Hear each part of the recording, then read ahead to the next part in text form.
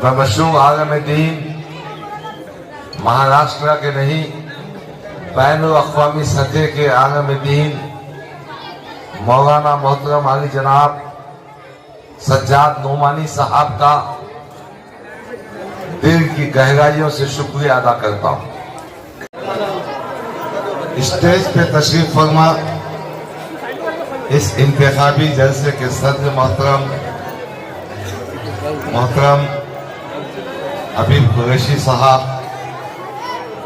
हमारे साथ मेहमान खुसूसी और खास तौर पर मौजूद हमारे भाई करीम कुरैशी साहब, दिल्ली से आए हुए नसीम सिद्दीकी साहब, हमारे रऊफ भाई, फैसल भाई, बब्बू भाई, मुस्तफ़ा खान साहब, ताहिर भाई, प्रोफेसर सोहेल जली साहब, बुजुर्गों, ये मेरे किसी जात का मजहब का नहीं होता, वो सबका होता है और सबका खादिम होता है। मैं एक बात और कहना चाहता हूं, कौन है मेरे क्यों बनना चाहता है, मैंने साफ साफ कह दिया, मुझे किसी किस्म के पैसा कमाने की जरूरत नहीं है। मैंने ये भी डिक्लेयर किया है कि मेरी तनख्वाह बैंक में डिपॉजिट हो जाएगी, उसमें से एक पैसा नहीं लूंगा, उसके पूरे फंड को हमारे चंद जिम्मेदारों की कमेटी बनाकर जरूरतमंदों में तकसीम करूंगा।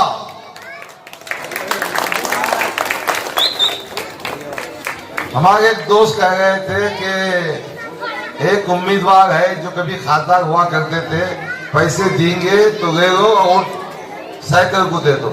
अरे फुकटे की क्या बात कर रहे जी तुम, फुकट फुकटे का पार्टी है, कई की बात कर रहे तुम, और कई के पैसे आए उसके, क्या उसकी हैसियत है।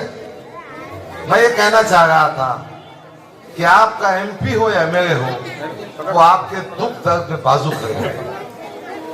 कभी हमारा सियासी इख्तिलाफ हबीब कुरैशी और करीम कुरैशी से था, मगर एक बात मैं उस वक्त भी कहा करता था कि ये दोनों भाई अपने समाज के सुख दुख में जुड़े हुए रहते हैं। मैंने वो दिन भी देखा कि अहमदनगर में एक एक्सीडेंट हुआ था, पार्टी ने मुझे ठेंगा बताया, मेरे साथ नाइंसाफी की, मुझे 5 मिनट के लिए बात का वक्त नहीं दिया गया। बहरहाल इस मुश्किल हालात में इन दोनों भाइयों ने आगे बढ़कर मेरे कांधे से कांधा लगाकर इस जंग में साथ दिया। मैं इनका शुक्रगुजार हूं। दूसरी बात, बमशरूम आलम दीन महाराष्ट्र के नहीं बैनुल-अक़वामी सतह के आलम दीन मौलाना मोहतरम आली जनाब सज्जाद नोमानी साहब का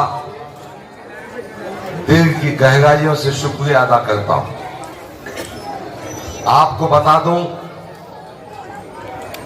2024 के पार्लियामेंट्री इंतखाबात में नरेंद्र मोदी ने एक नारा दिया था, अब की बार हम 400 से ज्यादा सीटें जीतेंगे। हमारे ये तड़पते हुए दिल रखने वाले आलम दीन, इन्होंने इंडिया गठबंधन बनाया।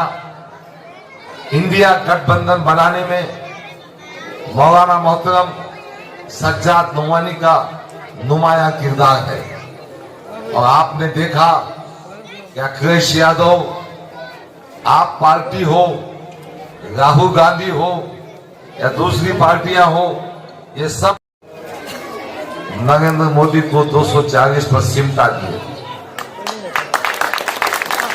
यही बात को आगे बढ़ाने के लिए महाराष्ट्र के असेंबली इंतखाबात में मौलाना ने इस फिक्र को आगे बढ़ाने के लिए कि हम समाजों में इत्तेफाक पैदा हो, फिस्ताई ताकतें, फिरका परस्त ताकतें, वो ताकतें जो भारत के संविधान को नहीं मानती हैं, वो ताकतें जो हिंदुत्व के नाम पर मुसलमानों पर, दलितों पर, आदिवासियों पर जुल्म करती है, उन ताकतों को सत्ता से दूर रखना है।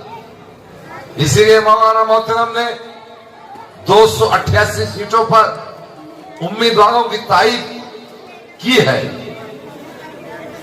17 सीटें ऐसी है जहां उन्होंने महाविकास अघाड़ी की तायीद नहीं की। औरंगाबाद मशरिक की जो सीट है उसमें आती है, क्योंकि यहां पर समाजवादी पार्टी का मुकाबला महाविकास अघाड़ी से भी है, उनका कैंडिडेट बहुत कमजोर है। मैं एक बात और बताना चाहता हूं।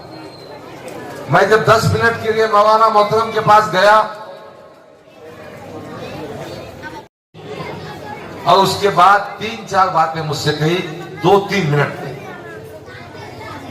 उन्होंने एक बात कही कि डॉक्टर साहब, मेरी ये उम्मीद और तवक्को है कि जो आदमी एमएलए बनता है वो अपनी कौम और मिल्लत से दयानतदार, ईमानदार और सच्चा रहे।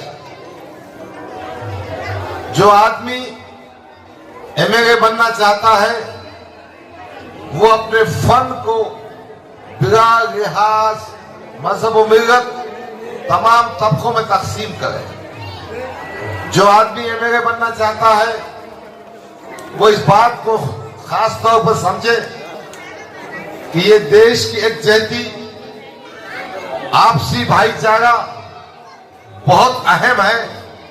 हमको नफरत की दीवारों को गिराना होगा। मैं सलाम करता हूं मौलाना की इन बातों को कि आज हिंदुस्तान गंगा जमुना तहजीब का मजहब देश है। यहां दलित भी बसता है, यहां हिंदू भी बसता है, आदिवासी भी बसता है और अहले ईमान भी रहते हैं। यकीनन मस्जिदों पर लाउड स्पीकर रहेगा, मंदिरों में घंटियां बजती रहेगी, बुद्ध विहार में अपनी इबादतें होती रहेगी। यही देश की खूबसूरती है। मौलाना मोहतरम इस बात को मानते हैं और जानते हैं। मैं आपके बीच